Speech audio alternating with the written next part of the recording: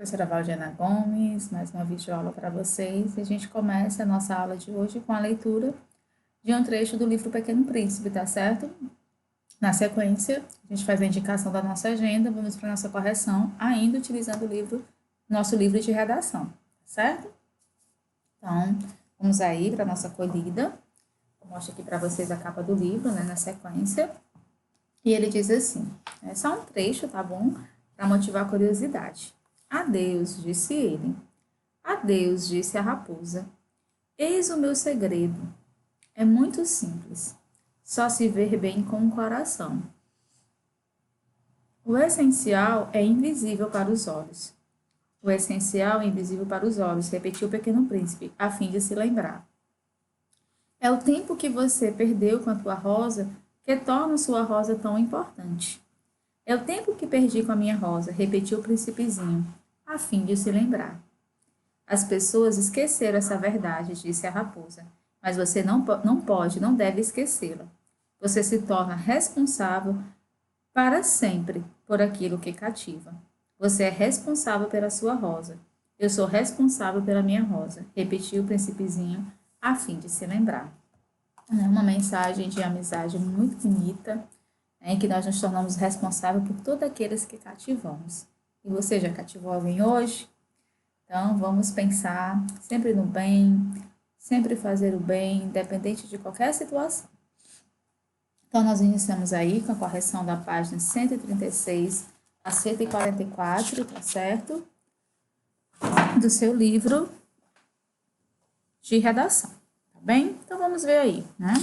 Neste capítulo, você vai conhecer, acompanha comigo, neste capítulo você vai conhecer as características do gênero notícia. Antes disso, conheça um pouco sobre o surgimento do jornal, né? É importante que a gente use esse momento também para apreendermos as situações.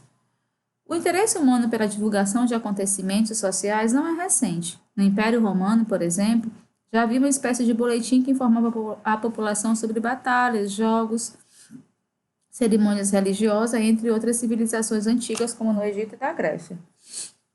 No entanto, foi Johannes Gutenberg, inventor dos tipos móveis, letras ou sílabos, cuja combinação forme as palavras ou outros caracteres de um texto, que possibilitou o surgimento dos primeiros jornais impressos. Mas apenas após a Revolução Francesa no século XVIII é que o jornal começou a ficar parecido com o que conhecemos hoje. No Brasil, até 1808, toda e qualquer publicação ou divulgação, como livros, jornais, panfletos, entre outros impressos, era proibida, pois a corte portuguesa queria ter controle sobre o que as pessoas pensavam. O primeiro jornal publicado oficialmente foi a Gazeta do Rio de Janeiro, em 1808, quando Dom João VI chegou ao país e criou a imprensa régia. Na Gazeta, eram publicados somente documentos oficiais e notícias sobre a realeza europeia. Em paralelo à Gazeta, o jornalista Hipólito José da Costa lançou o Correio Brasiliense, impresso em Londres e trazido ao Brasil de forma clandestina.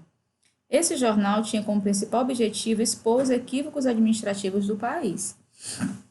Até o século XIX, a imprensa brasileira não tinha um caráter de noticiário como ocorre atualmente, mas sim um caráter de defesa de ideias políticas, econômicas, filosóficas.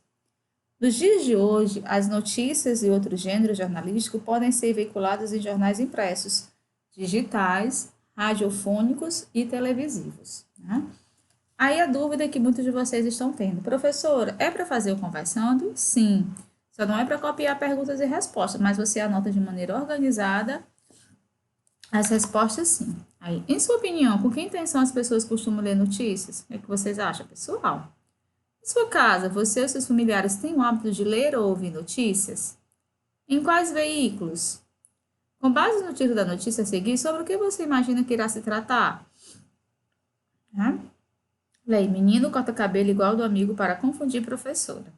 Né? Leia, olha aí, né? Vejam aí a confusão que eles queriam causar. Será que seria possível? Tem tanta inocência?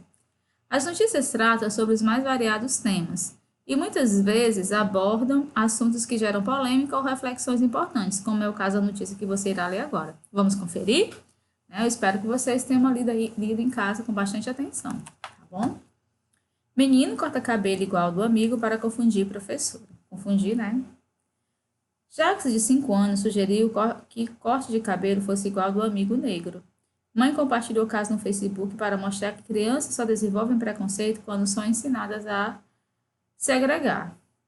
Uma mãe americana compartilhou no Facebook uma lição de amizade e harmonia que lhe foi dada pelo filho de 5 anos. Segundo o relato de Lydia Stitch, seu filho, Jack, de 5 anos, pediu que seu novo corte de cabelo fosse igual ao do seu amigo Red. De acordo com ela, o corte semelhante faria com que a professora não fosse capaz de diferenciá-los na sala de aula de uma escola em Louisville. A mãe do garoto branco compartilhou a conversa com o filho e também uma foto dos dois amigos durante o Natal, apontando que todos poderiam ver as semelhanças. Se isso não é uma prova de que o ódio e o preconceito é algo que é ensinado, eu não sei o que é, escreveu Lígia. A única diferença que Jacques vê entre eles dois é o cabelo, afirmou. Depois da repercussão da publicação, feita no domingo 24, a família decidiu que nesta terça-feira ele poderia ir ao cabeleireiro acompanhado do amigo, para, enfim, raspar o cabelo. O momento foi registrado pela imprensa local e por fotógrafos da associação. Red e seu irmão mais velho, Enoch, nasceram na África e foram adotados com 2 e 4 anos, respectivamente, por um pastor batista e sua esposa, que são brancos. Jack Red sorria após corte de cabelo. Amigo branco pediu corte raspado, pois assim acreditava que a professora não seria capaz de distingui-lo. Menino corta cabelo, acesso em 13 de maio de 2017, G1. Muito legal, né, pessoal? Realmente vamos evitar, né, esse preconceito, tá certo? Então, a gente vem aí, né, com essa correção da atividade 136 a 144. Vamos lá. As hipóteses que você levantou antes da leitura se confirmaram depois que você leu o texto, né? É bem pessoal. Se sim, diga que sim, se não, por quê? O que você achou da atitude, né? Você responde aí. Com que intenção Jacques se cortar o cabelo igual do amigo? Com a intenção de parecer com o amigo e confundir a professora, né? Foi dito por nós mais de uma vez. Lydia diz que a única diferença que Jacques vê entre eles dois é o cabelo. O que isso revela em relação à forma como Jacques percebe o amigo? Que ele não tem preconceito, né, com o amigo. Percebe com alguém da mesma aparência que a dele, né? Apenas o cabelo sendo diferente. O que a mãe concluiu com base nesse exemplo? Que o preconceito é algo ensinado e muitas vezes transmitido às crianças. Após a mãe de Jacques postar, né, o ocorrido na rede social, houve uma grande repercussão. De que forma as redes sociais contribuíram para isso? Para que haja menor circulação da notícia, né? As redes sociais contribuem para que haja maior circulação das notícias. Por que a notícia repercutiu tanto, especialmente nas redes sociais? O fato de trazer uma história inusitada, que retrata a pureza da criança e causa comoção nas pessoas, fazendo-as refletir sobre o racismo e a intolerância. Em que veículo de comunicação essa notícia foi publicada? Em que outros veículos podemos encontrar notícias? Foi publicado em um jornal online. As notícias podem ser publicadas ainda em jornais e revistas impressas ou telejornais e rádios. O primeiro elemento que se destaca em uma notícia é o título, também chamado de manchete. Identifique a manchete da notícia lida e em seguida localize o tempo verbal. Então, a gente encontra aí, menino corta cabelo igual ao do amigo para confundir professora. Aí a gente encontra como tempo verbal o presente do indicativo, né? Corta o cabelo. Veja a seguir outras manchetes de notícia. A Alemanha propõe rigor à multa para notícia falsa. Tempestade de neve cobre Nova York de branco. Em que tempo estão os verbos das manchetes acima? Estão no presente do indicativo. Por que esse tempo verbal é frequente em manchetes? Porque esse tempo verbal indica o caráter atual das notícias, além de caracterizá-las como um fato. Com que função as manchetes são empregadas em uma notícia? Para anunciar objetivamente o assunto e despertar a atenção do leitor. Sobre a linha fina de uma notícia, responda as questões. A. Releia a notícia e sublinhe a linha fina. Qual é a sua função na notícia? A linha fina complementa a informação do título, de modo a introduzir novas informações à notícia, certo? Como uma linha fina contribui para que o leitor leia ou não a notícia? Ao complementar as informações da manchete, a linha fina apresenta mais detalhes ao leitor sobre o assunto. Consequentemente, auxilia, né, ajuda a decidir se deseja ou não contribuir ou continuar com a leitura. A quinta, né, você viu aí, é bem pessoal. A sexta, você vai identificar no primeiro parágrafo da página 137 quais dessas perguntas são respondidas e que informação sobre cada uma, né? Você vai ver aí que o que aconteceu, a mãe americana compartilha uma lição de amizade, harmonia, em que lhe foi dada pelo seu filho de 5 anos, quando este decide que seu corte de cabelo deveria ser igual ao do seu amigo.